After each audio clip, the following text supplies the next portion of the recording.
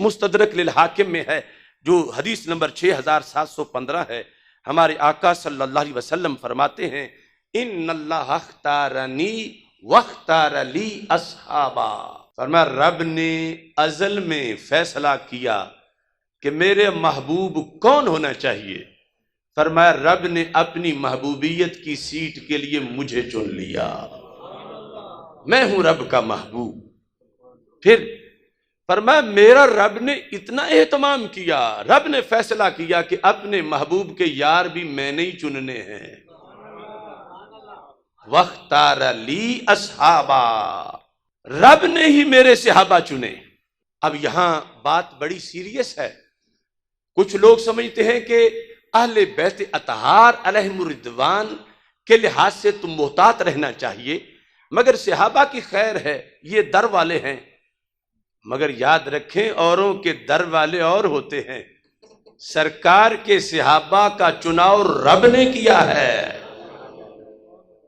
سرکار فرماتے ہیں میں نے نہیں چنے، میرے رب نے چنے ہیں، اور اگر سرکار نے چنے ہوتے تو پھر بھی سرکار کا امتی تو سرکار کی چناؤ کو مسترد نہیں کر سکتا تھا، سرکار چنے اور یہ ڈیگریڈ کرے، اور یہاں تو بات ہی اس سے آگے کی ہے،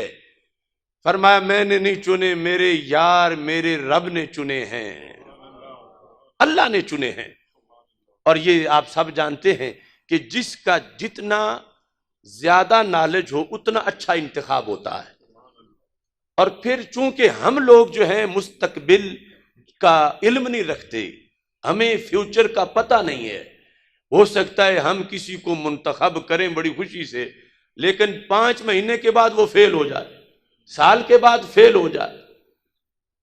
ایسا ہو سکتا ہے، کیوں کہ ہمیں علم نہیں مستقبل کا۔ لیکن یہاں چننے والی وہ ذات ہے جس کے لیے نہ ماضی ہے نہ مستقبل ہے، ہر چیز ہی حال ہے اس کے سامنے، وہ علیم بذات الصدور ہے، اس نے ازل سے چنا تھا ہر صحابی کو رسول اکرم صلی اللہ علیہ وسلم کے لیے۔ ابھی یہ پیدا بھی نہیں ہوئے تھے، اسے پتا تھا کہ فلاں پیدا ہوگا، اتنی عمر ہوگی، پھر کلمہ پڑھے گا، کلمہ پڑھنے کے بعد پہلا دن یوں گزارے گا، دوسرا یوں گزارے گا، پھر اگلا ہفتہ یوں گزارے گا، مہینہ یوں گزارے گا، سال یوں گزارے گا، زندگی یوں گزارے گا۔ یہ رب نے سب کچھ سامنے رکھ کے فائنل کیا لسٹ کو۔ تو پھر اب جب ان پر اعتراض ہوگا تو اعتراض ان پر نہیں، ان کے چننے والے پر ہوگا، معاذ اللہ، اللہ کے علم پر اعتراض ہوگا، اللہ کے علم پر تنقید ہوگی۔ یہ کس نے بتایا؟ رسول اکرم صلی اللہ علیہ وسلم نے فرمایا کہ واختار لی اصحابا، رب نے میرے لیے میرے صحابہ کو چنا، اور پھر ان میں کچھ وہ ہیں جن کو 2 بار چنا، کچھ وہ ہیں جن کو 3 بار چنا، کچھ وہ ہیں جن کو 4 بار چنا، اور ایک وہ ہے جس کو سارے چنو ہوئے انہوں نے پھر چنا۔ فرمایا کہ فَجْعَلَ لِي مِنْهُمْ وُزَرَا، ان چنے ہوئے میں سے رب نے میرے وزیر بنائے، وَأَنصَارًا میرے مددگار بنائے، وَأَصْحَارًا میرے سسر اور داماد بنائے۔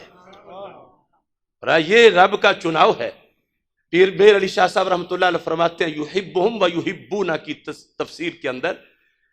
کہتے ہیں کہ عام لوگوں کے ووٹر معمولی میرٹ کے ہوتے ہیں، صدیق اکبر کے ہاتھ پر جنہوں نے بیعت کی تھی ان چننے والوں کی شان میں رب نے نص وارد کی ہے یحبہم و یحبونا، کہ وہ چننے والے بھی اس مقام پر ہیں کہ رب کے محب بھی ہیں، رب کے پیارے بھی ہیں۔ تو ان چنے ہوں نے پھر خلافت کے لیے جس کو چنا تو وہ کتنے بڑے منصب پر ہوگا،